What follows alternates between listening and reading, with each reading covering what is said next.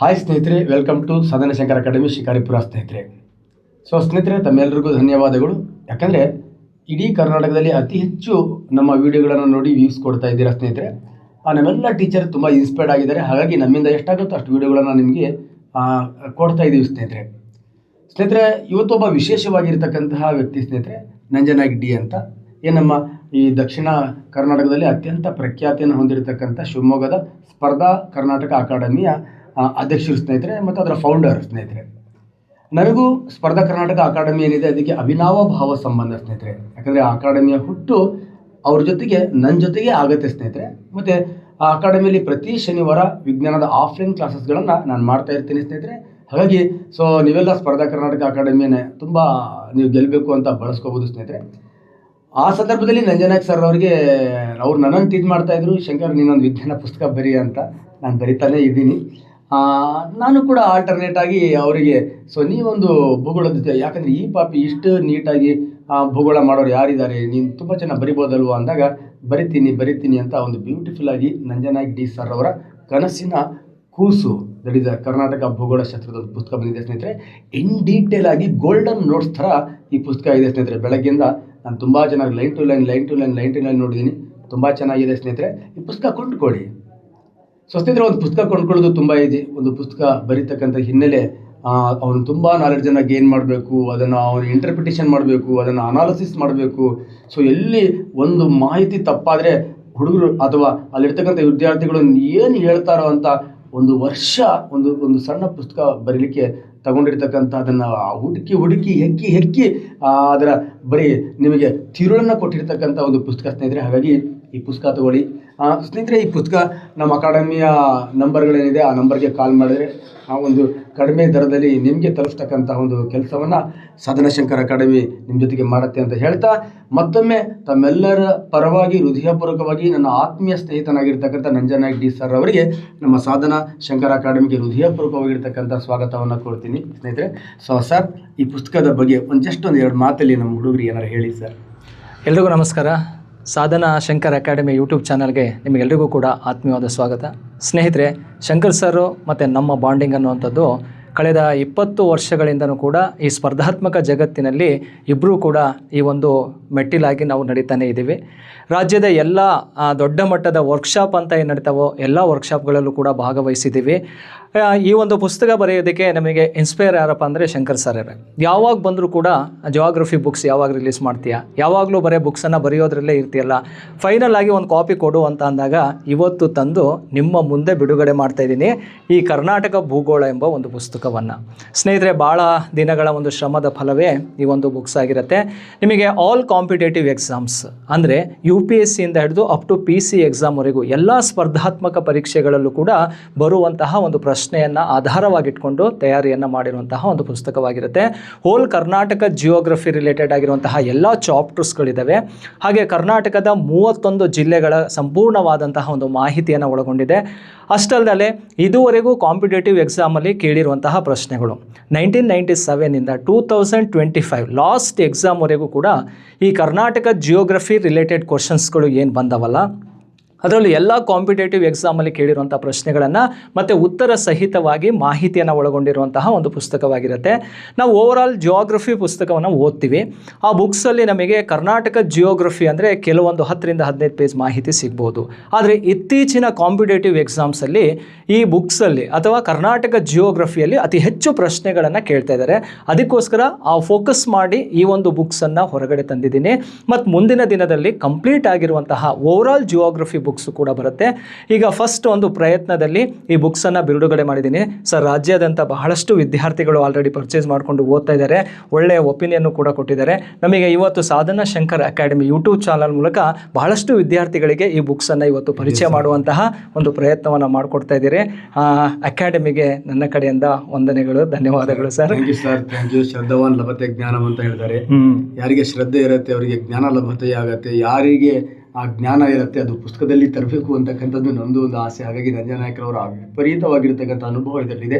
ಈ ಪುಸ್ತಕ ತಗೊಳ್ಳಿ ಅಂತ ಹೇಳ್ತಾ, ಸ್ನೇಹಿತರೆ, ಸಾಧನ ಶಂಕರ್ ಅಕಾಡೆಮಿ ಸದ್ಯದಲ್ಲೇ ಒಂದು ಆ್ಯಪನ್ನು ಲಾಂಚ್ ಮಾಡುತ್ತೆ ಸ್ನೇಹಿತರೆ. ಅಲ್ಲಿ HSTR, GPSTR, PSTR Karnataka T E ಟಿಗೆ ನಾವು ಆರಾಮ್ ಏನು ಬೇಕೋ ಅಷ್ಟು ಫ್ರೀ ಕ್ಲಾಸಸ್ಗಳನ್ನು ಕೊಡ್ತಿದ್ವಿ.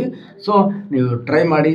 ನೆಕ್ಸ್ಟ್ ಬ್ಯಾಚಲ್ಲಿ ಆಲ್ರೆಡಿ ನಾವು ಏನು ಮಾಡ್ತೀವಿ ಅಂದರೆ ಏನು ನಿಮ್ಮ ಕರ್ನಾಟಕ ಟಿ ಇ ಟಿಗೆ ಸಂಬಂಧಪಟ್ಟ ಒಂದು ಆ್ಯಪ್, ಕಂಪ್ಲೀಟ್ ಆ್ಯಪ್ 6 ತಿಂಗಳು ನಿಮಗೆ ಸಾಕ್ತೀವಿ. ಆ್ಯಪಲ್ಲಿ ಯಾರಿದ್ದಾರೆ ಅವರೆಲ್ಲರನ್ನೂ ಕೂಡ ಪಾಸ್ ಮಾಡ್ತೀವಿ. ಯಾರು ಪಾಸ್ ಆಗಲ್ಲ ಅವ್ರ ದುಡ್ಡನ್ನು ರೀಫಂಡ್ ಮಾಡ್ತೀವಿ ಸ್ನೇಹಿತರೆ. ಆ ಲೆವೆಲ್ಗೆ ಆ ಕ್ಲಾಸನ್ನು ಮಾಡ್ತಕ್ಕಂಥ ಪ್ರಯತ್ನವನ್ನು ಮಾಡ್ತೀವಿ.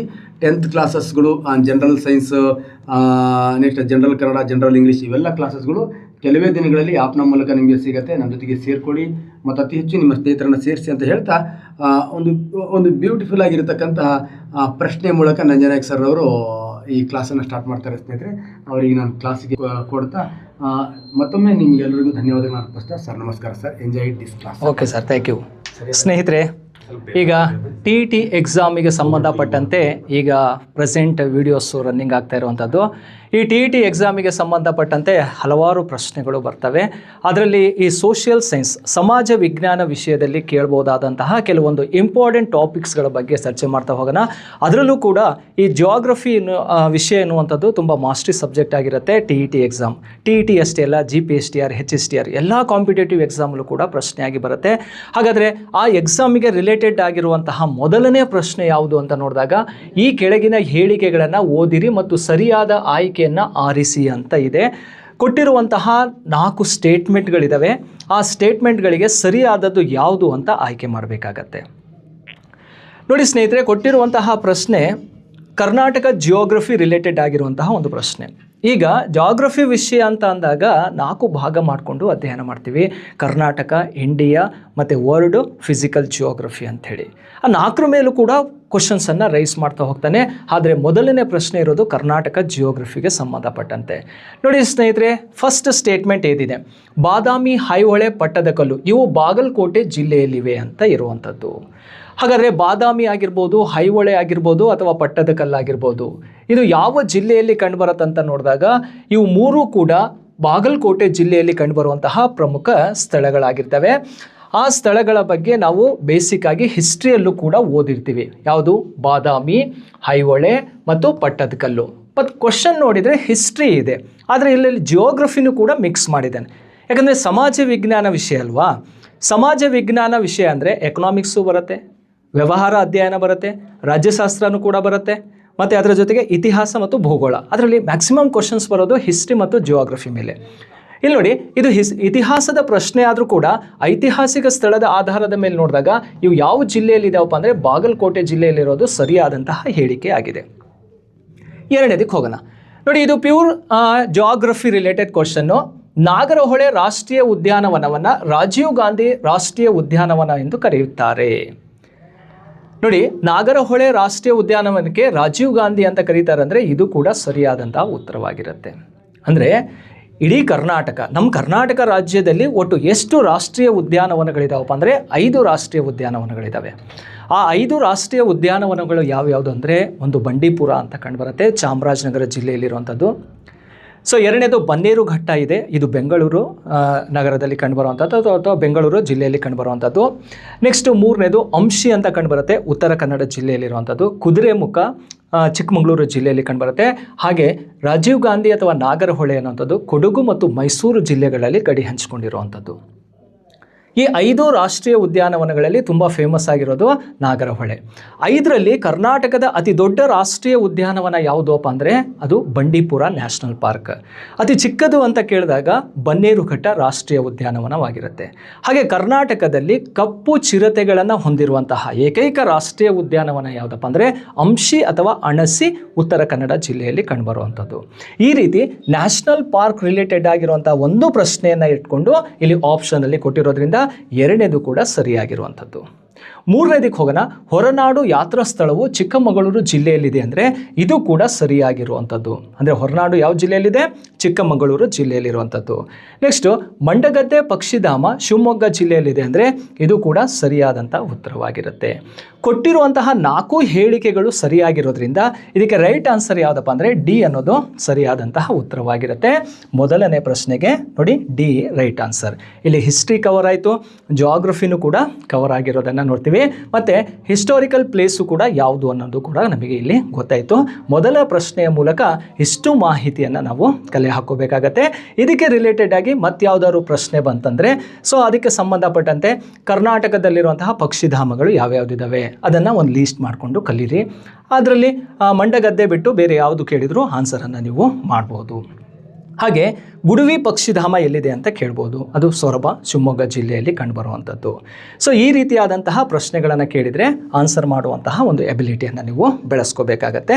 ನೆಕ್ಸ್ಟು ಎರಡನೇ ಪ್ರಶ್ನೆಗೆ ಹೋಗೋಣ ಸ್ನೇಹಿತರೆ. ಆ ಎರಡನೇ ಪ್ರಶ್ನೆ ಯಾವ ವಿಷಯಕ್ಕೆ ಸಂಬಂಧಪಟ್ಟಿದೆ ಅಂದರೆ ನೋಡಿ, ಭೂಮಿಯ ಮೇಲ್ಮೈಲಿರುವಂತಹ ಒಟ್ಟು ಪ್ರದೇಶ ಎಷ್ಟು ಅಂತ. ಇದು ಫಿಸಿಕಲ್ ಜಿಯೋಗ್ರಫಿ ಆಗಂಥ ಪ್ರಶ್ನೆ ಆಗಿರುತ್ತೆ. ಅರ್ತ್ ರಿಲೇಟೆಡ್ ಕಾನ್ಸೆಪ್ಟ್ ಇದು. ಹಾಗಾದರೆ ಭೂಮಿಯ ಮೇಲ್ಮೈಲಿರುವಂತಹ ಒಟ್ಟು ಪ್ರದೇಶ ಎಷ್ಟು ಅಂತ ನೋಡಿದಾಗ ಎಷ್ಟು ಪ್ರದೇಶವನ್ನು ಭೂಮಿ ಹೊಂದಿದೆ ಅಂದರೆ ನೋಡಿ, ಇದಕ್ಕೆ ಸರಿಯಾದಂಥ ಉತ್ತರವನ್ನು ನೋಡಿದಾಗ ಇದಕ್ಕೆ ಸಿ ಅನ್ನೋದು ಸರಿಯಾದಂಥ ಉತ್ತರವಾಗಿರುತ್ತೆ. ಎಷ್ಟು? 500 ಮಿಲಿಯನ್ ಚದುರ ಕಿಲೋಮೀಟರ್ ಅಷ್ಟು ವ್ಯಾಪ್ತಿಯನ್ನು ಹೊಂದಿರೋದು ಭೂಮಿಯ ಮೇಲ್ಮೈಲಿರುವಂತಹ ಒಟ್ಟು ಕ್ಷೇತ್ರ. ಹಾಗಾದರೆ ಈ ಭೂಮಿಯ ಮೇಲ್ಮೈಲಿರುವಂತಹ ಒಟ್ಟು ಕ್ಷೇತ್ರವನ್ನು ನಾವು ಪಾರ್ಟ್ ಮಾಡಿಕೊಂಡು ಡಿವೈಡ್ ಮಾಡಿಕೊಂಡು ಸ್ಟಡಿ ಮಾಡೋದಾದರೆ ಇದನ್ನು 2 ಭಾಗ ಮಾಡ್ಕೊಳ್ತೀವಿ. ಒಂದು ಭೂಭಾಗ ಮತ್ತೊಂದು ಜಲಭಾಗ ಅಂಥೇಳಿ. ಹಾಗಾದರೆ ಇದರಲ್ಲಿ ಭೂಭಾಗ ಎಷ್ಟು ಪರ್ಸೆಂಟ್ ಇದೆ ಅಂತ ಕೇಳಿದರೆ ಲ್ಯಾಂಡ್ ಏರಿಯಾ ಅಂತ ಕರಿತೀವಿ. ಇದರಲ್ಲಿ ಭೂಭಾಗ ಇರುವಂಥದ್ದು 29% ಭೂಭಾಗ ಇದೆ. ಎಷ್ಟಿದೆ? 29%. ಹಾಗಾದರೆ ಜಲಭಾಗ ಇರುವಂಥದ್ದು ಎಷ್ಟಪ್ಪ ಅಂತ ಕೇಳಿದರೆ 71% ಅಷ್ಟು ಜಲಭಾಗ ಕಂಡುಬರುತ್ತೆ. ಅಂದರೆ ಭೂಮಿಯ ಮೇಲೆ ನೀರಿನ ಪ್ರಮಾಣನೇ ಹೆಚ್ಚಿರೋದು 71, 29% ಅಂತ ತೊಗೊಳ್ತೀವಿ. ಇದರಲ್ಲಿ ಭೂಭಾಗ ಮತ್ತು ಜಲಭಾಗವನ್ನು ಅಲ್ಲಿ ಮಿಲಿಯನ್ ಕಿಲೋಮೀಟರಲ್ಲಿ ಅಥವಾ ಚದುರ ಕಿಲೋಮೀಟರಲ್ಲಿ ನೋಡಿದಾಗ ಎಷ್ಟು ಪರ್ಸೆಂಟ್ ಇರುತ್ತಪ್ಪ ಅಂದರೆ 361 ದಶಲಕ್ಷ ಚದುರ ಕಿಲೋಮೀಟರ್ ಅಷ್ಟು ಏನಿದೆಯಪ್ಪ ಅಂದರೆ ನೀರಿನ ಪ್ರಮಾಣ ಇದ್ದರೆ 149 ದಶಲಕ್ಷ ಚದುರ ಕಿಲೋಮೀಟರ್ ಅಷ್ಟು ಏನು ಕಂಡುಬರುತ್ತೆ ಅಂದರೆ ಭೂಭಾಗ ಕಂಡುಬರುತ್ತೆ. ಎರಡನ್ನು ಸೇರಿಸಿದರೆ ಒಟ್ಟಾರೆ ಎಷ್ಟಾಗುತ್ತೆ? 510 ಮಿಲಿಯನ್ ಚದುರ ಕಿಲೋಮೀಟರ್ ಅಥವಾ 510 ದಶಲಕ್ಷ ಚದುರ ಕಿಲೋಮೀಟರ್ ಅಷ್ಟು ವ್ಯಾಪ್ತಿ ಭೂಮಿಯ ಮೇಲ್ಮೈಯಲ್ಲಿರುವಂತಹ ಒಟ್ಟು ಕ್ಷೇತ್ರವಾಗಿರುತ್ತೆ. ಸೊ ಇದನ್ನು ಇನ್ನೂ ಸ್ವಲ್ಪ ಡೀಪಾಗಿ ಕ್ವಶನ್ ಆಗಿ ರೈಸ್ ಮಾಡಿಕೊಂಡ್ರೆ ಏನು ಕೇಳ್ಬೋದು? ಈಗ ಇದನ್ನು ಉತ್ತರ ಗೋಳಾರ್ಧ, ಇದನ್ನು ದಕ್ಷಿಣ ಗೋಳಾರ್ಧ, ನಾರ್ದರ್ನ್ ಹಿಮೋಸ್ಫಿಯರ್, ಸದರ್ನ್ ಹಿಮೋಸ್ಫಿಯರ್ ಅಂತ 2 ಪಾರ್ಟ್ ಮಾಡ್ಕೊಳ್ತೀವಿ. ಈಗ ನಾರ್ದರ್ನ್ ಹೆಮೋಸ್ಫಿಯರ್ ಅಂತ ನೋಡಿದಾಗ ಇದರಲ್ಲಿ ಭೂಭಾಗ ಎಷ್ಟಿದೆ ಮತ್ತು ಜಲಭಾಗ ಎಷ್ಟಿದೆ ಅಂತಲೂ ಕೂಡ ಗೊತ್ತಿರಬೇಕು. ಒಂದು ಸೈಟ್ ಮೆಜರ್ಮೆಂಟ್, ಸ್ಟ್ಯಾಂಡರ್ಡ್ ಸೈಟ್ ಅಳತೆ ಎಷ್ಟಪ್ಪ ಅಂದರೆ 40-60 ಇರುತ್ತೆ. ಈ 40-60 ಅಂತ ತೊಗೊಂಡಾಗ 40% ಏನಿರುತ್ತೆ, ಹಾಗೆ 60% ಏನಿರುತ್ತೆ. ಉತ್ತರ ಗೋಳಾರ್ಧದಲ್ಲಿ 60% ಏನು ಕಂಡುಬರುತ್ತಪ್ಪ ಅಂದರೆ ಭೂಭಾಗ ಕಂಡುಬಂದರೆ 40% ಜಲಭಾಗ ಕಂಡುಬರುತ್ತೆ, ವಾಟರ್ ಏರಿಯಾ. ಹಾಗಾಗಿ ಉತ್ತರ ಗೋಳಾರ್ಧವನ್ನು ಭೂಗೋಳಾರ್ಧ ಅಂತ ಕರಿತೀವಿ, ಲ್ಯಾಂಡ್ ಹಿಮೋಸ್ಫಿಯರ್ ಅಂತ ಕರೆಯುವಂಥದ್ದು. ಅದೇ ರೀತಿ ದಕ್ಷಿಣ ಗೋಳಾರ್ಧ ಅಂತ ಬಂದಾಗ ಇಲ್ಲಿ ವಾಟರು ಮತ್ತು ಲ್ಯಾಂಡ್ ಎಷ್ಟಿದೆ ಅಂತ ಗೊತ್ತಿರಬೇಕು. 81% ಅಷ್ಟು ಜಲಭಾಗವನ್ನು ಹೊಂದಿದರೆ, ವಾಟರ್ ಇದೆ, ಜಲಭಾಗ. ಸೊ 19% ಏನಿದೆಯಪ್ಪ ಅಂದರೆ ಭೂಭಾಗವನ್ನು ಹೊಂದಿದೆ. ಇದು ಯಾವುದು? ಸದರ್ನ್ ಹಿಮೋಸ್ಫಿಯರ್. ಅಂದರೆ ದಕ್ಷಿಣ ಗೋಳಾರ್ಧದಲ್ಲಿ ಜಲಭಾಗ ಹೆಚ್ಚಿರುವಂಥದ್ದು, ಭೂಖಂಡಗಳ ಪ್ರಮಾಣ ಭಾಳ ಕಡಿಮೆ ಇದೆ, ಕೇವಲ 19% ಇರೋದು. ಹಾಗಾಗಿ ದಕ್ಷಿಣ ಗೋಳಾರ್ಧವನ್ನು ಜಲಗೋಳಾರ್ಧ ಅಂತ ಕರಿತೀವಿ, ವಾಟರ್ ಹಿಮೋಸ್ಫಿಯರ್ ಅಂಥೇಳಿ. ನೋಡಿ, ಒಂದು ಪ್ರಶ್ನೆ ಅಂತ ತಗೊಂಡ್ರೆ ಇಷ್ಟು ಆಳವಾಗಿ ನಾವು ತಿಳ್ಕೊಂಡ್ರೆ ಇದ್ರ ಮೇಲೆ ಏನೇ ಪ್ರಶ್ನೆ ಕೇಳಿದರೂ ಕೂಡ ನಾವು ಆನ್ಸರ್ ಮಾಡ್ಬೋದು. ನೋಡಿ, ಎರಡನೇ ಪ್ರಶ್ನೆಗೆ ಸರಿಯಾದಂಥ ಉತ್ತರ ಯಾವುದು? ಸಿ ಅನ್ನೋದು ರೈಟ್ ಆನ್ಸರ್ ಆಗಿರುತ್ತೆ. ಫಿಸಿಕಲ್ ಅಥವಾ ಅರ್ತ್ ರಿಲೇಟೆಡ್ ಆದಂತಹ ಒಂದು ಪ್ರಶ್ನೆ ಆಗಿರುತ್ತೆ ಇದು. ನೆಕ್ಸ್ಟು ಮೂರನೇ ಪ್ರಶ್ನೆಗೆ ಹೋಗೋಣ ಸ್ನೇಹಿತರೆ. ನೋಡಿ, ಭೂಮಿಯ ಮೇಲೆ ಕಳೆದ 200 ವರ್ಷಗಳಿಂದ ಮಳೆ ಬಾರದೇ ಇರುವಂತಹ ಪ್ರದೇಶವೆಂದರೆ, ಅಂದರೆ 200 ವರ್ಷದಿಂದ ಆ ಪ್ರದೇಶದಲ್ಲಿ ಮಳೆನೇ ಬಂದಿಲ್ಲ, ಅಂತಹ ಪ್ರದೇಶ ಯಾವುದು ಅಂತ ನೋಡಿದಾಗ ಇದಕ್ಕೆ ಸರಿಯಾದಂತಹ ಉತ್ತರವನ್ನು ನೋಡೋಕ್ಕಿಂತ ಮುಂಚಿತವಾಗಿ ಅದರ ಬಗ್ಗೆ ಸ್ವಲ್ಪ ಬೇಸಿಕ್ ಕಾನ್ಸೆಪ್ಟನ್ನು ಅರ್ಥ ಮಾಡ್ಕೊಳ್ಳಿ. ಈ ಕ್ವಶನ್ ಯಾವುದಕ್ಕೆ ರಿಲೇಟೆಡ್ ಇದೆಯಪ್ಪ ಅಂದರೆ ಇದು ವರ್ಲ್ಡ್ ಜಿಯೋಗ್ರಫಿ ರಿಲೇಟೆಡ್ ಆದಂತಹ ಒಂದು ಪ್ರಶ್ನೆ ಆಗಿರುತ್ತೆ. ಏನಾಗಿರುತ್ತೆ ಇಲ್ಲಿ ನೋಡಿ, ಪ್ರಪಂಚದಲ್ಲಿ 200 ವರ್ಷಗಳಿಂದ 200 ವರ್ಷ, ಬಟ್ ಇತ್ತೀಚಿನ ಎಕ್ಸಾಮಲ್ಲಿ ಇದೇ ಕಾನ್ಸೆಪ್ಟನ್ನು ರೈಸ್ ಮಾಡಿ 400 ವರ್ಷ ಅಂತ ಕೊಟ್ಟಿದ್ದಾನೆ ಪ್ರಶ್ನೆ. ಆದರೆ TET ರಿಲೇಟೆಡ್ ಆಗಿ ಗೌರ್ಮೆಂಟ್ ಬುಕ್ಸ್ ಬೇಸ್ ಇಟ್ಕೊಂಡು ನಾವು ಮಾತಾಡಬೇಕಾಗತ್ತಲ್ವಾ, ಹಾಗಾಗಿ 200 ವರ್ಷ ಅಂತಲೇ ತೊಗೊಂಡಿದ್ದೀನಿ ನಾನು. 200 ವರ್ಷಗಳಿಂದ ಮಳೆ ಪಡೆದಿರುವಂತಹ ಒಂದು ಪ್ರದೇಶ ಅಥವಾ ಮರುಭೂಮಿ ಡೆಸರ್ಟ್ ಯಾವುದಪ್ಪ ಅಂದರೆ ಪಟಗೋನಿಯಾ ಅಂತ ಇದೆ, ಸಹರಾ ಮರುಭೂಮಿ ಇದೆ, ಥಾರ್ ಡೆಸರ್ಟ್ ಇದೆ, ಅಟಕಾಮಾ ಡೆಸರ್ಟ್ ಅಂತ ಇದೆ. ಇದಕ್ಕೆ ಸರಿಯಾದಂಥ ಉತ್ತರ ಡಿ ಅನ್ನೋದು ರೈಟ್ ಆನ್ಸರ್, ಅಟಕಾಮಾ ಡೆಸರ್ಟ್. ಹಾಗಾದರೆ ಈ ಅಟಕಾಮ ಡೆಸರ್ಟಲ್ಲಿ ಯಾಕೆ ಮಳೆ ಬಂದಿಲ್ಲ? ಅದಕ್ಕೆ ನಮಗೆ ಕ್ಲೈಮೆಟಿಕಲ್ ಕಂಡೀಷನ್ ಹೇಗಿದೆ, ಅಥವಾ ಅಟಕಾಮ ಡೆಸರ್ಟ್ ಯಾವ ರಾಷ್ಟ್ರದಲ್ಲಿ ಕಂಡುಬರುತ್ತೆ? ನೋಡಿ, ಅಟಕಾಮ ಮರುಭೂಮಿ ಅನ್ನುವಂಥದ್ದು ಯಾವ ರಾಷ್ಟ್ರದಲ್ಲಿ ಕಂಡುಬರುತ್ತೆ ಅಂದರೆ ನೇರವಾಗಿ ನಾವು ಆನ್ಸರ್ ಮಾಡ್ಬೋದು. ಯಾವ ರಾಷ್ಟ್ರ ಅಂದರೆ ಚಿಲಿ ರಾಷ್ಟ್ರದಲ್ಲಿ ಕಂಡುಬರುವಂಥದ್ದು. ಸಿಂಗಲ್ ಕಂಟ್ರಿ ಕೊಟ್ಟರೆ ಚಿಲಿ ಆನ್ಸರ್ ಮಾಡಬೇಕು. ಆ ಚಿಲಿ ರಾಷ್ಟ್ರ ಅಂತ ಇಲ್ಲೇ ದೊಡ್ಡದಾಗಿ ಕಾಣಿಸ್ತಾ ಇದೆಯಲ್ಲ, ಈ ಪಟ್ಟಿ ಹಿಂಗೆ ಏನು ಎಳೆಯಾಗಿ ಕಾಣಿಸ್ತಾ ಇದೆಯಲ್ಲ, ಇದೇ ಚಿಲಿ ರಾಷ್ಟ್ರ. ನೋಡಿ, ಇದು ಕಾಮನ್ ಎಕ್ಸಾಮಲ್ಲಿ ಒಂದು ರಾಷ್ಟ್ರವನ್ನು ಕೊಡ್ತಾರೆ, ಆವಾಗ ಚಿಲಿ ಅಂತ ಆನ್ಸರ್ ಮಾಡ್ತೀರಿ, ರೈಟ್ ಆಗತ್ತೆ. ಸ್ವಲ್ಪ ಇನ್ನು ಡೀಪಾಗಿ ಕ್ವಶನನ್ನು ರೈಸ್ ಮಾಡಿ ಯಾವ್ಯಾವ ರಾಷ್ಟ್ರದಲ್ಲಿ ಕಂಡುಬರುತ್ತೆ ಅಂತ ಕೇಳಿದಾಗ ಈ ಮ್ಯಾಪು ನಮಗೆ ಸಪೋರ್ಟ್ ಆಗಿರುತ್ತೆ. ಯಾವ್ಯಾವ ರಾಷ್ಟ್ರಗಳಲ್ಲಿ ಕಂಡುಬರುತ್ತೆ ನೋಡಿ, ಈ ಕಡೆ ಬೊಲಿವಿಯಾ ರಾಷ್ಟ್ರದಲ್ಲಿ ಕಂಡುಬರುತ್ತೆ, ಹಾಗೆ ಮೇಲ್ಭಾಗದಲ್ಲಿ ಪೆರು ರಾಷ್ಟ್ರ ಇದೆ, ಅಲ್ಲೂ ಕೂಡ ಕಂಡುಬರುತ್ತವೆ. ಅದರ ಜೊತೆಗೆ ಚಿಲಿ ರಾಷ್ಟ್ರದಲ್ಲಿ ಮ್ಯಾಕ್ಸಿಮಮ್ ಏರಿಯಾ ಕಂಡುಬರುತ್ತೆ, ಹಾಗೆ ಅದರ ಜೊತೆಗೆ ಅರ್ಜೆಂಟೀನಾ ರಾಷ್ಟ್ರದಲ್ಲೂ ಕೂಡ ಕಂಡುಬರುತ್ತೆ. ಹಾಗಾದರೆ ಅಟಕಾಮ ಮರುಭೂಮಿ ಅನ್ನೋಂಥದ್ದು ಎಷ್ಟು ರಾಷ್ಟ್ರಗಳಲ್ಲಿ ಹಂಚಿಕೆಯಾಗಿದೆ ಅಂದರೆ 4 ರಾಷ್ಟ್ರಗಳಲ್ಲಿ ಹಂಚಿಕೆಯಾಗಿದೆ. ಅದರಲ್ಲಿ ವಿಸ್ತಾರವಾಗಿ ಹರಡ್ಕೊಂಡಿರುವಂಥದ್ದು ಯಾವ ರಾಷ್ಟ್ರ ಅಂತ ಕೇಳಿದರೆ ಅದು ಚಿಲಿ ರಾಷ್ಟ್ರ. ಇದು ಬೇಸಿಕ್ಕು. ಇನ್ನೂ ಡೀಪಾಗಿ ಹೋದ ಅಂದರೆ ಅಟಕಾಮ ಡೆಸರ್ಟು ಯಾವ ಕಾಂಟಿನೆಂಟಲ್ಲಿ ಇದೆ ಅಂತ ಕೇಳಿದರೆ ಈ ಸ್ಟ್ರಕ್ಚರ್ ನೋಡಿದರೆ ನಿಮಗೆ ಗೊತ್ತಾಗ್ತಾ ಇದೆ ಯಾವ ಖಂಡ ಇದು, ದಕ್ಷಿಣ ಅಮೇರಿಕ ಖಂಡದಲ್ಲಿ ಕಂಡುಬರೋದು. ಹಾಗಾದರೆ ಅಟಕಾಮ ಡೆಸರ್ಟ್ ದಕ್ಷಿಣ ಅಮೇರಿಕ ಖಂಡದ ಯಾವ ಭಾಗದಲ್ಲಿದೆ ಅಂತ ಕೇಳಿದರೆ ಅದು western part of the South America ಕಾಂಟಿನೆಂಟಲ್ಲಿ ಇರುವಂಥದ್ದು. ನೋಡಿ, ಇಷ್ಟು ಮಾಹಿತಿಯನ್ನು ನಾವು ತಿಳ್ಕೋಬೇಕು. ಅದರ ಜೊತೆಗೆ ಈ ಅಟಕಾಮ ಮರುಭೂಮಿ ಅಥವಾ ಚಿಲಿ ರಾಷ್ಟ್ರದ ಪಕ್ಕದಲ್ಲಿ ಒಂದು ಕರೆಂಟ್ ಪಾಸ್ ಆಗತ್ತೆ, ಓಷಿಯನ್ ಕರೆಂಟ್ಸ್ ಅಂತ ಬರ್ತಾವೆ, ಸಾಗರ ಪ್ರವಾಹಗಳು. ಆ ಸಾಗರ ಪ್ರವಾಹಗಳಲ್ಲಿ ನೋಡಿ, ಈ ಕಡೆ ಪೋಲಿಂದ ಯಾವ ಕಡೆ ಹೋಗ್ತಾ ಇದೆ, ಈಕ್ವಿಟಾರ್ ಕಡೆ ಹೋಗುತ್ತಲ್ಲ, ಈ ಕರೆಂಟನ್ನು ಪೆರು ಕರೆಂಟ್ ಅಂತ ಕರಿತೀವಿ, ಪೆರು ಸಾಗರ ಪ್ರವಾಹ. ಈ ಪೆರು ಸಾಗರ ಪ್ರವಾಹ ಅನ್ನುವಂಥದ್ದು ಶೀತೋದಕ ಸಾಗರ ಪ್ರವಾಹವಾಗಿರುತ್ತೆ, ಕೋಲ್ಡ್ ಕರೆಂಟ್.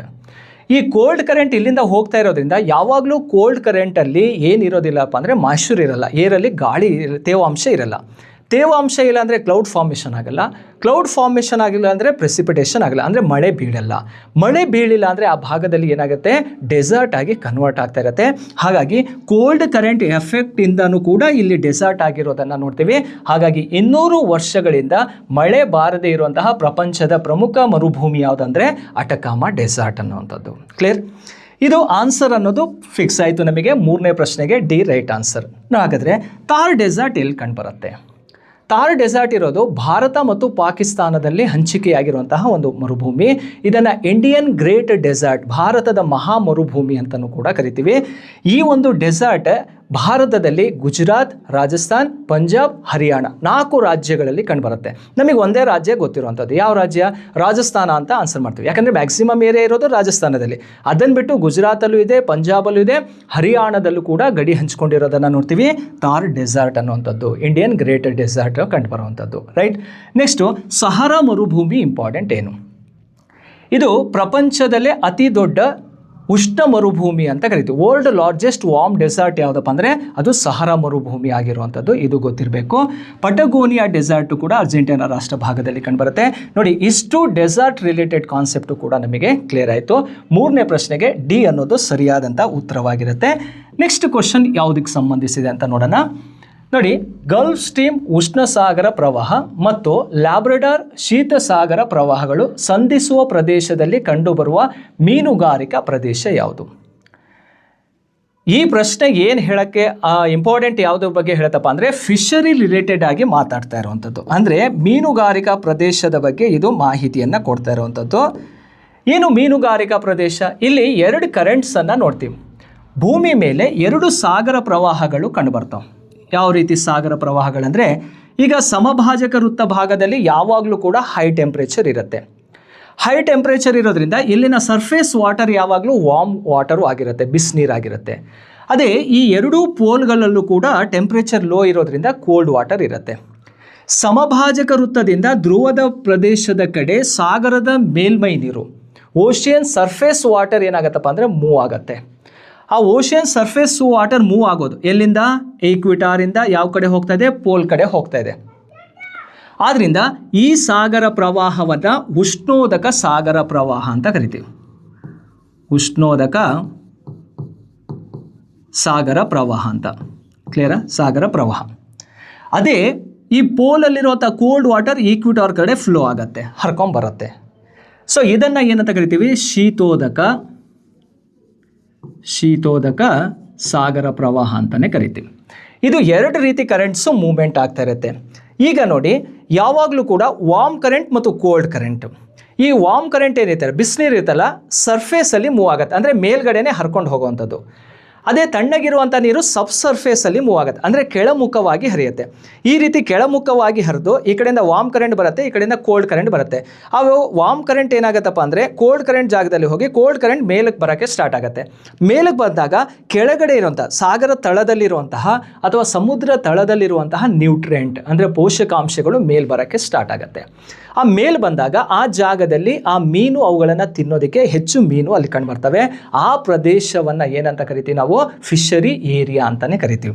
ಹಾಗಾದರೆ ಪ್ರಪಂಚದಲ್ಲಿ ಅತಿ ಹೆಚ್ಚು ಮೀನು ಸಾಗರ ಸಮುದ್ರ ಭಾಗದಲ್ಲಿ ಎಲ್ಲಿ ಸಿಗ್ತಾವಂತ ಕೇಳಿದಾಗ, ಯಾವ ಸ್ಥಳದಲ್ಲಿ ಶೀತೋದಕ ಸಾಗರ ಪ್ರವಾಹ ಮತ್ತು ಉಷ್ಣೋದಕ ಸಾಗರ ಪ್ರವಾಹಗಳು ಮೀಟ್ ಆಗ್ತಾವಲ್ಲ, ಆ ಪ್ರದೇಶ ತುಂಬಾ ಫೇಮಸ್ ಇರುವಂಥದ್ದು ಫಿಶರಿಗೆ.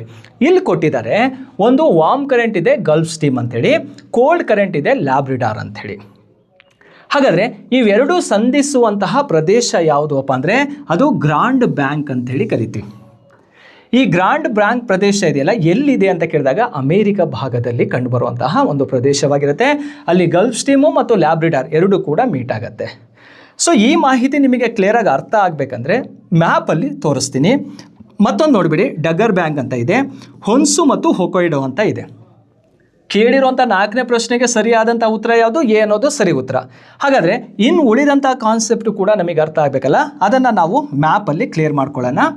ಸೊ ಯಾವುದು ಈ ಒಂದು ಕರೆಂಟ್ಸ್ ರಿಲೇಟೆಡ್ ಆಗಿ ನೋಡ್ತಾ ಹೋಗೋದಾದರೆ ಎಲ್ಲೆಲ್ಲಿ ಏನೇನು ಕಂಡು ಬರ್ತಾವಂತ ಇಲ್ಲಿ ನೋಡಿಬಿಡಿ.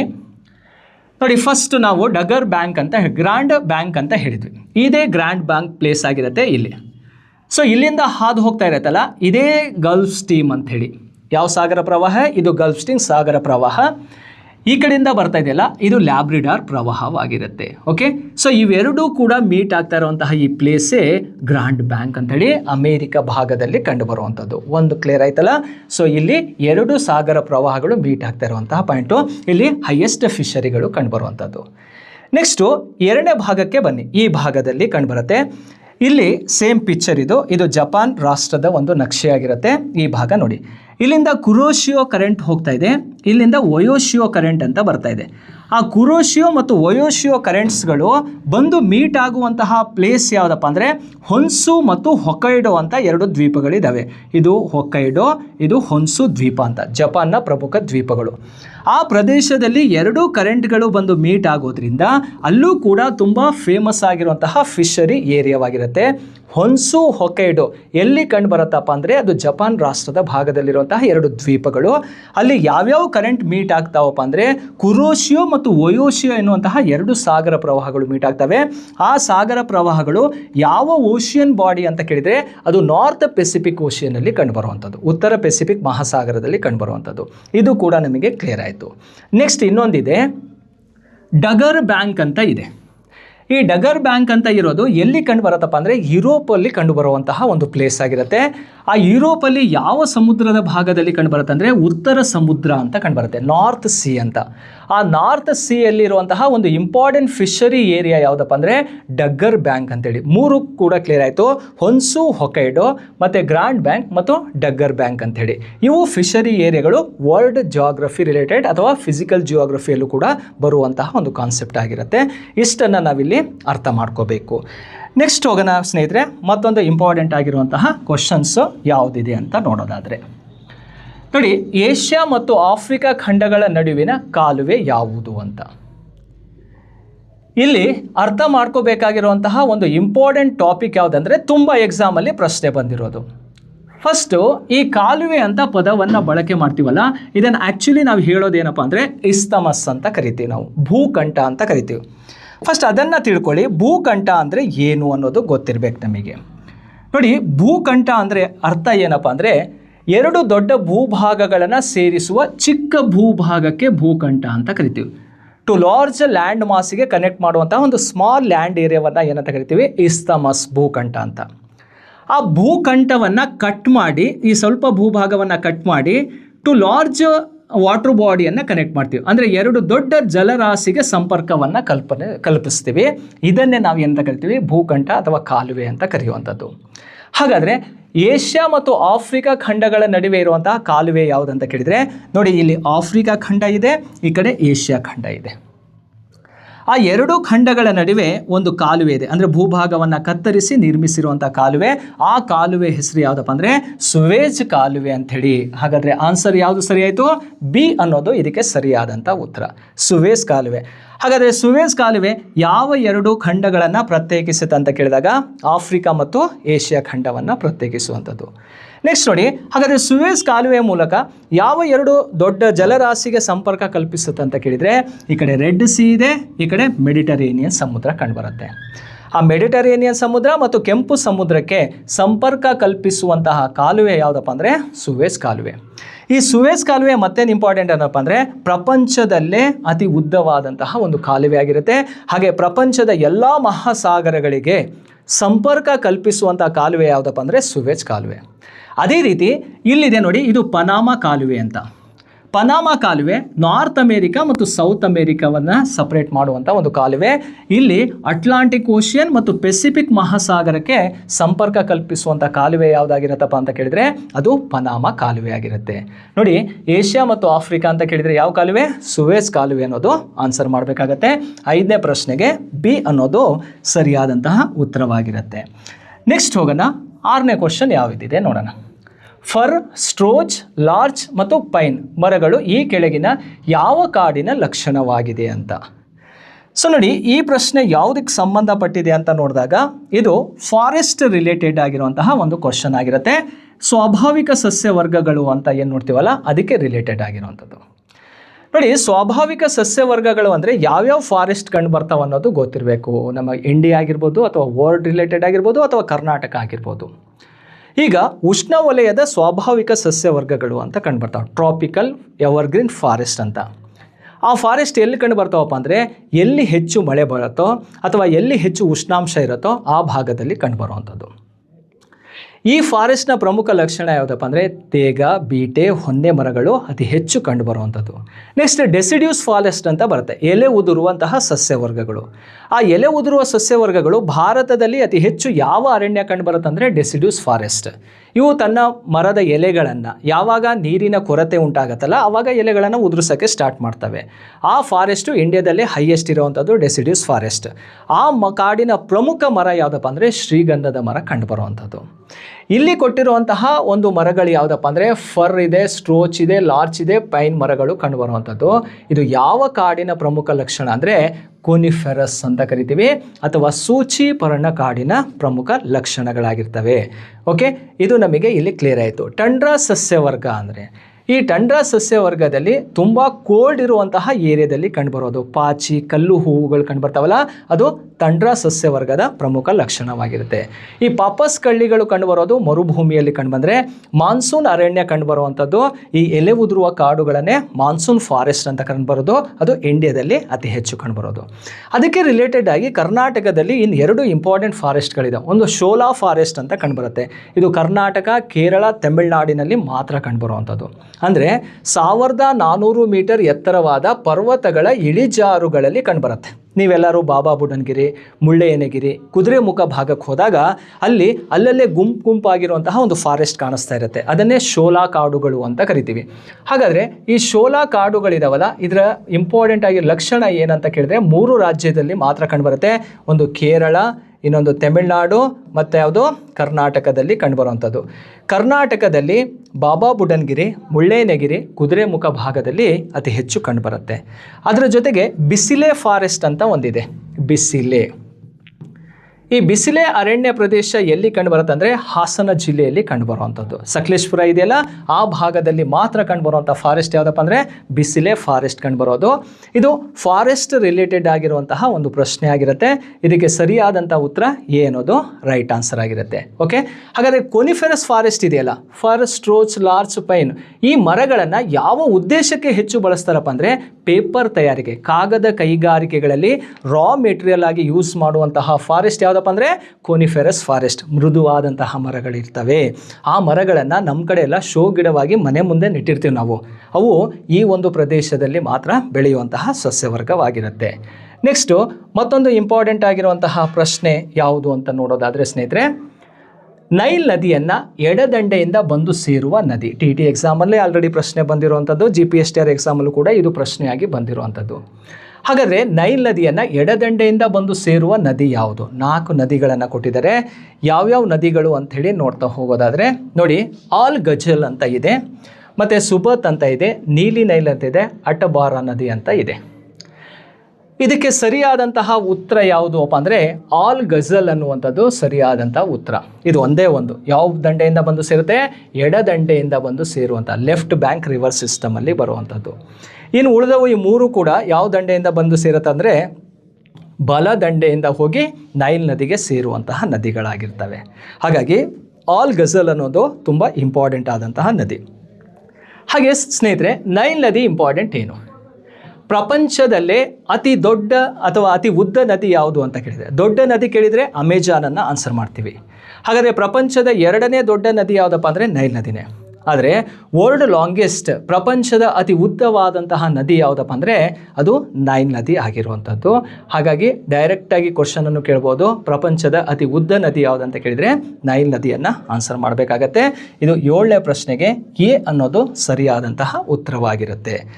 ನೆಕ್ಸ್ಟು ಮತ್ತೊಂದು ಇಂಪಾರ್ಟೆಂಟ್ ಆದಂತಹ ಒಂದು ಕ್ವಶನ್ ಯಾವುದಂತ ನೋಡೋದಾದರೆ, ತೋನ್ಸೆಪಾರ್ ಎನ್ನುವುದು ಏನು ಅಂತ ಕೇಳಿರುವಂಥದ್ದು.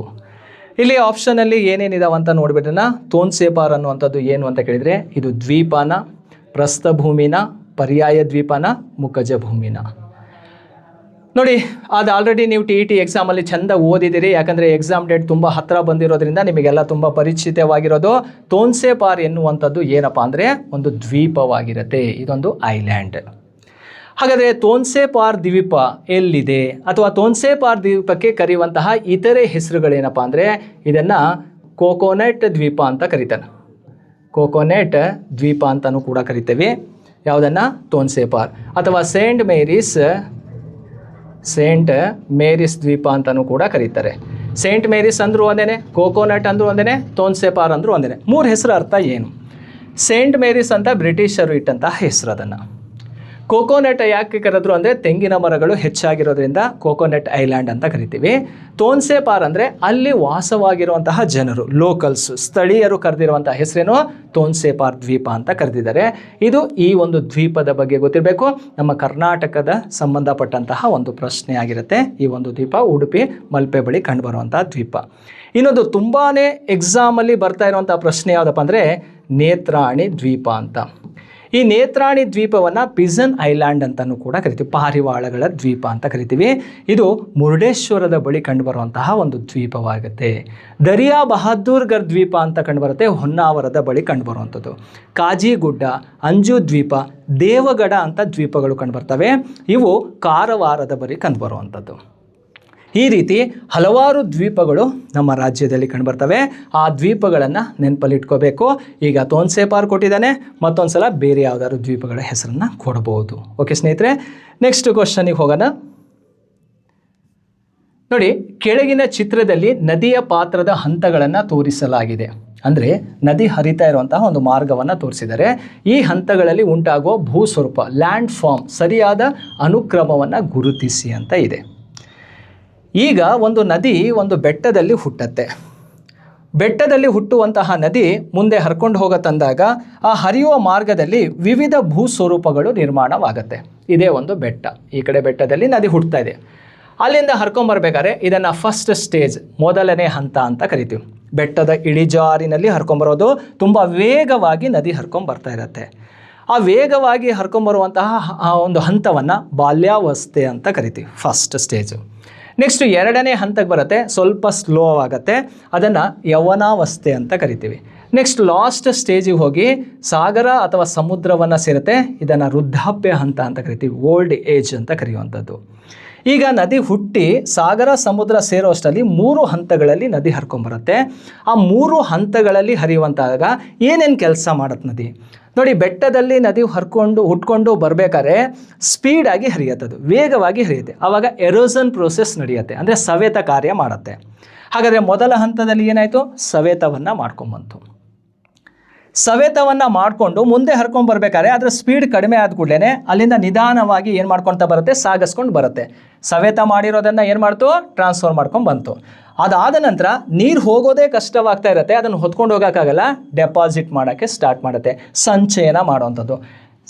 ಸವೆತ ಕಾರ್ಯ, ಸಾಗಾಣಿಕಾ ಕಾರ್ಯ ಮತ್ತು ಸಂಚಯನ ಕಾರ್ಯ ಅಂತ 3 ಕೆಲಸಗಳನ್ನು ಮಾಡುತ್ತೆ ನದಿ ಹುಟ್ಟಿನಿಂದ ಸಾಯುವ ಹಂತದವರೆಗೆ. ಓಕೆನಾ? ಹಾಗಾದರೆ ಯಾವ್ಯಾವ ಹಂತದಲ್ಲಿ ಯಾವ್ಯಾವ ಭೂಸ್ವರೂಪಗಳು ಆಗ್ತವೆ? ಈಗ ನಾವು ಒಂದು ನದಿ ಹುಟ್ಟಿರೋ ಜಾಗ ಬೆಟ್ಟ ಗುಡ್ಡ ಒಳಗೆ ಭಾಗಕ್ಕೆ ಹೋದಾಗ ಏನನ್ನು ನೋಡ್ತೀವಿ ನಾವು? ವಾಟರ್ ಫಾಲ್ಸ್ ಅಂತೂ ನೋಡ್ತೀವ, ಜಲಪಾತಗಳು ಕಂಡುಬರ್ತವೆ. ಹಾಗಾದರೆ ಫಸ್ಟ್ ಹಂತದಲ್ಲಿ ಜಲಪಾತ ಇದೆ ಅಂದಾಗ ಎಲ್ಲೆಲ್ಲಿದೆ ಜಲಪಾತ? 3ನೇ ಆಪ್ಷನಲ್ಲಿ ಜಲಪಾತ ಇದೆ, 4ನೇ ಆಪ್ಷನ್ಸಲ್ಲೂ ಜಲಪಾತ ಇದೆ. ಹಾಗಾದರೆ ಕಂದರಗಳು ಕಂಡುಬರ್ತಾವ. ಆಳವಾದಂತಹ ಕಂದರಗಳ ಮೂಲಕನೇ ಬೆಟ್ಟ ಗುಡ್ಡಗಳಲ್ಲಿ ನದಿ ಹರಿಯೋದು, ಹಾಗಾಗಿ ಕಂದರನು ಕೂಡ ಕಾಣಿಸುತ್ತೆ. ಆದರೆ ಇದೊಂದು ಇರೋದಿಲ್ಲ. 3 ಸರಿನೇ ಇದೆ. ಫಸ್ಟ್ ಹಂತದಲ್ಲಿ 3 ಸರಿ ಇದೆ. ಯಾವುದು ಸರಿ ಉತ್ತರ ಅಂತ ಹುಡುಕಬೇಕಲ್ಲ? ಹಾಗಾದರೆ ಯಾವ ಹಂತಕ್ಕೆ ಹೋಗಬೇಕು? 2ನೇ ಹಂತಕ್ಕೆ ಹೋಗ್ಬೇಕು ನಾವು. ನೋಡಿ, ಮೊದಲನೇ ಹಂತದಲ್ಲಿ ಕಂದರ ನಿರ್ಮಾಣವಾಗುತ್ತೆ, ಜಲಪಾತಗಳು ನಿರ್ಮಾಣವಾಗ್ತವೆ. Okay, fine. 2ನೇ ಹಂತಕ್ಕೆ ಹೋದಾಗ ನದಿಗಳು ಬರ್ತಾ ಏನಾಗುತ್ತೆ ಅಂದರೆ ನದಿ ತಿರುವುಗಳು ಆಗೋಕ್ಕೆ ಸ್ಟಾರ್ಟ್ ಆಗುತ್ತೆ. ಅಂದರೆ ನದಿ ಅಂಕುಡೊಂಕಾಗಿ ಹರಿಯೋಕ್ಕೆ ಸ್ಟಾರ್ಟ್ ಆಗುತ್ತೆ. ಅದನ್ನು ನದಿ ತಿರುವುಗಳು ಅಂತ ಕರಿತೀವಿ. ಇದು ಫಸ್ಟ್ ಸ್ಟೇಜಲ್ಲಿ ಏನಾಯಿತು? ಕಂದರಗಳು ನಿರ್ಮಾಣವಾಯಿತು. 2ನೇ ಹಂತದಲ್ಲಿ ನದಿ ತಿರುವುಗಳು ಉಂಟಾಯಿತು. ಹಾಗಾದರೆ 3ನೇ ಹಂತದಲ್ಲಿ ಏನಾಗುತ್ತೆ ಅಂದರೆ ಶೃಂಗ ಸರೋವರಗಳು ಉಂಟಾಗ್ತಾವೆ. ಆಕ್ಸ್ಬೋ ಲೇಕ್ ಅಂತ ಕರಿತೀವಿ. ಏನು ಆಕ್ಸ್ಬೋ ಲೇಕ್ ಅಂದರೆ, ನೋಡಿ, ನದಿ ಈಗ ಈ ರೀತಿ ಅಂಕುಡೊಂಕಾಗಿ ಹರಿಯುತ್ತೆ. ಈ ರೀತಿ ನದಿ ಹರಿಯುತ್ತೆ ಅಂಕುಡೊಂಕಾಗಿ. ಈ ರೀತಿ ಹರಿಬೇಕಾದ್ರೆ ಅನ್ನೋದು ಏನಾಗತ್ತಪ್ಪ ಅಂದರೆ, ನೋಡಿ, ಇಲ್ಲಿ ಎರೋಸನ್ ಪ್ರೊಸೆಸ್ ಸ್ಟಾರ್ಟ್ ಆಗುತ್ತೆ, ಇಲ್ಲಿ ಎರೋಸನ್ ಆಗುತ್ತೆ, ಈ ಭಾಗನೂ ಎರೋಸನ್ ಆಗುತ್ತೆ, 2 ಕಡೆ ಸವೆತ ಆಗುತ್ತೆ. ಈ ಸವೆತ ಆಗಿ ನದಿ ಹರಿಯುವಂಥ ಮಾರ್ಗ ಚೇಂಜ್ ಮಾಡ್ಕೊಳ್ಳುತ್ತೆ. ನೋಡಿ, ಇಲ್ಲಿಂದನೇ ನದಿ ಹರಿಯೋಕ್ಕೆ ಸ್ಟಾರ್ಟ್ ಆಗುತ್ತೆ. ಹಾಗಾದರೆ ಈ ಭಾಗ ಹಾಗೆ ಉಳ್ಕೊಳ್ಳುತ್ತೆ, ಓಲ್ಡ್ ರೂಟ್ ಇದೆಯಲ್ಲ ಅದು ಹಾಗೆ ಉಳ್ಕೊಳ್ಳುತ್ತೆ. ಅಲ್ಲಿ ನೀರು ಹಾಗೆ ಸಂಗ್ರಹಣೆ ಆಗಿರುತ್ತೆ. ಆ ನೀರು ಸಂಗ್ರಹಣೆ ಆಗಬೇಕಾಗಿರೋಂಥ ನೀರು ಎಲ್ಲೂ ಕೂಡ ಫ್ಲೋ ಆಗಲ್ಲ, ಅಲ್ಲೇ ಸ್ಟಾಕ್ ಆಗಿರುತ್ತೆ. ಅಲ್ಲಿ ಒಂದು ರೀತಿ ಪಾಚಿ ಗಟ್ಟಿರೋ ರೀತಿಯಲ್ಲಿ ಕಾಣಿಸುತ್ತೆ. ಆ ನೀರನ್ನೇ ಅಥವಾ ಇಲ್ಲಿರುವಂತಹ ಒಂದು ವಾಟರ್ ಏರಿಯಾವನ್ನೇ ಏನಂತ ಕರಿತೀವಿ? ಆಕ್ಸ್ಬೋ ಲೇಕ್, ಶೃಂಗ ಸರೋವರಗಳು ಅಂತ ಕರೆಯುವಂಥದ್ದು. ಹಾಗಾದರೆ ಶೃಂಗ ಸರೋವರಗಳು ಯಾವ ಹಂತದಲ್ಲಿ ಆಗ್ತಾವೆ ಅಂದರೆ 3ನೇ ಹಂತದಲ್ಲಿ ಆಗ್ತವೆ. ಮತ್ತು ಇನ್ನೊಂದು ಇಂಪಾರ್ಟೆಂಟ್ ನೋಡಿ, ನದಿ ಸಾಗರ ಸಮುದ್ರ ಸೇರಬೇಕಾದ್ರೆ ಹಲವಾರು ಕವಲುಗಳಾಗಿ ಹರಿಯುತ್ತೆ, ಬ್ರಾಂಚಸ್ಗಳಾಗಿ ಹೋಗ್ತಾವೆ. ಆ ಬ್ರಾಂಚಸ್ಗಳನ್ನೇ ರಿವರ್ ಡೆಲ್ಟಾ ಅಂತ ಕರಿತೀವಿ, ನದಿ ಮುಖಜ ಭೂಮಿ ಅಂತ ಕರೆಯುವಂಥದ್ದು. ಹಾಗಾದರೆ ನದಿ ಮುಖಜ ಭೂಮಿಗಳು ಎಲ್ಲಿ ಕಂಡುಬರ್ತಾವೆ ಅಂದರೆ 3rd ಸ್ಟೇಜಲ್ಲೇ ಕಂಡುಬರುವಂಥದ್ದು. ಈ ರೀತಿ ಯಾವ್ಯಾವ ಸ್ಟೇಜಲ್ಲಿ ಯಾವ್ಯಾವ ರೀತಿ ಲ್ಯಾಂಡ್ ಫಾರ್ಮ್ ಆಗುತ್ತೆ ಅಥವಾ ಭೂ ಸ್ವರೂಪಗಳು ನಿರ್ಮಾಣವಾಗ್ತಾವೆ ಅಂಥೇಳಿ ಅರ್ಥ ಮಾಡಿಸುವಂಥ ಕಾನ್ಸೆಪ್ಟೇ ಈ ಒಂದು ಪ್ರಶ್ನೆ ಆಗಿರುವಂಥದ್ದು. ನೀವು ಒಂದು ಲೀಸ್ಟ್ ಮಾಡ್ಕೋಬೇಡಿ. ಫಸ್ಟ್ ಹಂತದಲ್ಲಿ ಏನೇನಾಗ್ತವೆ, ಸೆಕೆಂಡ್ ಹಂತದಲ್ಲಿ ಏನಾಗ್ತವೆ, 3rd ಸ್ಟೇಜಲ್ಲಿ ಏನಾಯಿತು, ಅಷ್ಟು ಗೊತ್ತಾದರೆ ಅವ್ನು ಏನಾದ್ರು ಪ್ರಶ್ನೆ ಕೇಳ್ಕೊಳ್ಳಿ, ಆನ್ಸರ್ ಮಾಡ್ಬೋದಾ? ಆ ರೀತಿಯಾಗಿ ಕಲ್ತ್ಕೊಂಡ್ರೆ ಇಂಥ ಕೇಳುವಂಥ ಪ್ರಶ್ನೆ ತುಂಬ ಈಸಿ ಇರುತ್ತೆ. ಆ್ಯಕ್ಚುಲಿ ಈಸಿ ಅದು, ಬಟ್ ನಮಗೆ ಅದರ ಬಗ್ಗೆ ನಾಲೆಡ್ಜ್ ಇಲ್ಲದೆ ಇದ್ದಾಗ ನಾವು ಆನ್ಸರ್ ಮಾಡೋದು ಕಷ್ಟಪಡ್ತೀವಿ ಅಷ್ಟೇ. ಓಕೆ ಸ್ನೇಹಿತರೆ, ಇದು 9th ಕ್ವಶನಿಗೆ ಆನ್ಸರ್ ಆಗಿ ನೋಡುವಂಥದ್ದು ಬಿ ಸರಿಯಾದಂತಹ ಉತ್ತರವಾಗಿರುತ್ತೆ. ಸ್ನೇಹಿತರೆ, ಇದಿಷ್ಟು ಕೂಡ ಇವತ್ತಿನ ಈ ಒಂದು ತರಗತಿಯಲ್ಲಿ ನಾವು ಇಂಪಾರ್ಟೆಂಟ್ ಆಗಿರುವಂತಹ ಒಂದು ಪ್ರಶ್ನೆಗಳನ್ನು ಅನಾಲಿಸಿಸ್ ಮಾಡಿದ್ದೀವಿ.